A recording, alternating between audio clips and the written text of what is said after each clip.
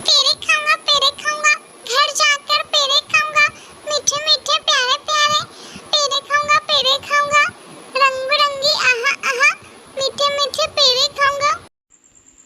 ऐसा कहते हुए टुनटुनी अपने घर जाती है और अपनी माँ के पास बैठकर अपनी माँ से कहती है, अरे माँ, मुझे बहुत भूख लगी है, आपने पेड़े नहीं बनाए क्या?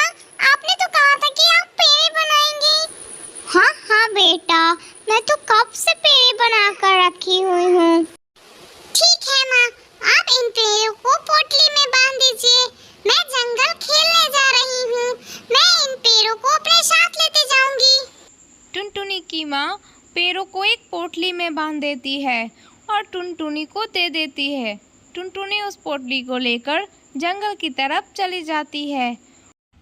जंगल पहुंचकर टुनटुनी एक पेड़ पर बैठ जाती है। पेड़ पे बैठकर टुनटुनी पोटली की तरफ देखते हुए पोटली से कहती है, हाँ, आज तो मजा आ गया। तुम मुझे कितने दिनों बाद मिली हो।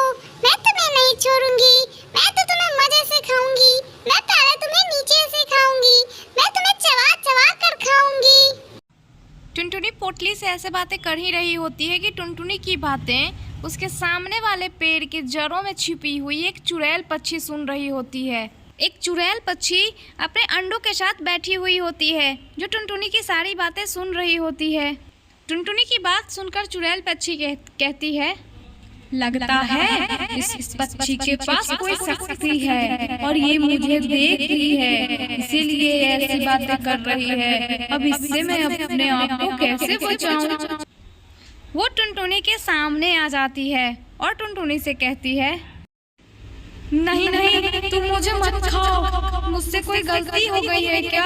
मैं कई सालों से इस पेड़ में रह रही हूँ, मैंने किसी का कुछ नहीं बिगाड़ा है। मेरे पति अनाज लाने गए हैं, मुझे माफ कर दो अगर मुझसे कोई गलती हो गई है तो। टुनटुनी पहले तो डर जाती है कि ये चुड़ैल उससे ऐसे बातें क्यों कर रही है और इस पेड़ के नीचे चुड़ैल भी रहती है, पर फिर भी टुनटुनी खुद को संभालते हुए और डरते हुए चुड़ैल से पूछती है, क्या तुम मेरी आवाज सुनकर बाहर आई हो? जी मालकिन, अगर मैं बाहर नहीं आती तो हो सकता है आप मेरी बात सुने बिना ही मुझे खा जाती। हमें ना खाएं मालकिन, अगर आपको भूख लगी है तो मैं आपको एक जादुई मटका देती हूँ। इस मटके से आप जो भी मांगेंगे, जो भी आपको खाने का मन है, आप इस मटके से मांग लीजिएगा, ये मटका आपको दे देगा। डरने के कारण तुम मुझे उल्लू बना रही हो। भला इस मटके से खाने की चीजें कहाँ से आएंगी? नहीं मालकिन, आप एक बार इस मटके से मांग कर तो देखिए, पर मुझे मत खाइए। टुनटुनी चुड़ैल की बात मान जाती है और टुनटुनी मटके से कहती है, हे मटका, मुझे भूख लगी है, तुम मुझे जलेबी दो। टुनटुनी कैसे कहते ही मटके से अचानक जलेबी बाहर आ जाती है। टुनटुनी ये सब देखकर बहुत खुश हो जाती है और वो चुड़ैल से कहती है, अरे वाह, इसमें तो सच में जलेबी आ गई। इसका मतलब तुम सच कह रही हो, ये जादुई मटका है। मैं इसे जो भी मांगूंगी ये मुझे दे देगी। वाह! ऐसा कहते हुए टुनटुनी जलेबियाँ खाने लगती हैं। जलेबियाँ खाने के बाद टुनटुनी चुड़ैल से कहती है, ठीक है, मैं तुम्हें नहीं खाऊंगी, जाओ तुम अपने घोंसले में आराम करो। मैं इस मटके को लेकर अपने घर जाती हूँ। टुनटुनी अपने घर की तरफ चली जाती है। टुनटुनी अपने घर जा रही होती है तो रास्ते में वो थक जाती है और एक पेड़ पर बैठ जाती है। पेड़ पर बैठकर टुनटुनी खुद से बातें करते हुए कहती है, अभी घर तो बहुत दूर है, क्यों ना मैं थोड़ी देर यहीं आराम कर लूं? टुनटुनी जिस पेड़ पे आराम कर रही थी उसी पेड़ के पास गोरी कौवा आती है और गोरी कौवा टुनटुनी से कहती है, अरे टुनटुनी, तुम यहाँ क्या कर रही हो? तुम्हें घर नहीं जाना क्या? शाम होने को आई है। हाँ गोरी, मैं घर ही जा रही थी, पर थकने के कारण यहाँ बैठकर आराम करने लगी। तुम्हें एक बात बताऊं? तुम्हें पता है ये जो मटका है ना, इससे जो भी खाने के लिए मांगो वो मिल जाता है। हाँ टुनटुनी, तुम्हें और कोई मिला नहीं ना, इसलिए मुझे ही बेवकूफ़ बनाने लगी। भला इस मटके से खाने की चीज़ें कैसे आएंगी?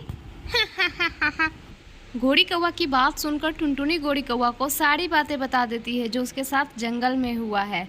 और वो घोड़ी कौवा से कहती है, अगर तुम्हें मेरी बात पे विश्वास नहीं है तो तुम ही बताओ, तुम्हें क्या खाने का मन है? अगर ऐसी बात है टुनटुनी तो इस मटके से लड्डू मांग कर दिखाओ। घोड़ी कौवा के कहने पर टुनटुनी मटके से कहती है, दे दो मटका, लड्डू दे दो, दे दो मटका, लड्डू दे दो। टुनटुनी का ऐसा कहते ही पूरे मटके लड्डू से भर जाती है। घोड़ी कौवा ये सब देखकर बहुत आश्चर्यचकित होती है। अरे वाह टुनटुनी, तुमने तो बिल्कुल ठीक कहा, ये तो सच में जादुई है, इसमें तो भर भर के लड्डू आ गए। ऐसा कहते ही घोड़ी कौवा लड्डू खाने लगती है। सारे लड्डू खाने के बाद घोड़ी कौवा के मन में ये ख्याल आता है, ये मटका तो मेरे पास होना चाहिए, क्यों ना मैं ये मटका चुरा लेती हूँ। हाँ, इसे बेवकूफ़ बनाकर मैं ये मटका चुरा लेती हूँ। अरे टुनटुनी, तुम्हारा घर काफ़ी दूर है, ऐसा करो तुम थोड़ी देर ही आराम करो, तब तक मैं तुम्हारे मटके की रखवाली करूँगी। ठीक है गौरी, मैं थोड़ी देर यहीं आराम कर लेती हूँ। टुनटुनी आराम करने के लिए वहीं लेट जाती है। लेटते ही टुनटुनी को नींद आ जाती है। जैसे ही टुनटुनी को नींद आ जाती है वैसे ही रानो टुनटुनी का मटका चोरी करके अपने घर ले जाती है और उस जादुई मटके जैसा ही एक और मटका अपने घर से लाकर टुनटुनी के पास रख देती है। जब टुनटुनी नींद से जगती है तो रानो से कहती है, शुक्रिया रानो कि तुमने मेरी मदद की, धन्यवाद। अब मैं ये मटका लेकर अपने घर जाती हूँ। ऐसा कहते हुए टुनटुनी अपना मटका लेकर अपने घर चली जाती है। थोड़ी ही देर बाद टुनटुनी अपने घर पहुँच जाती है।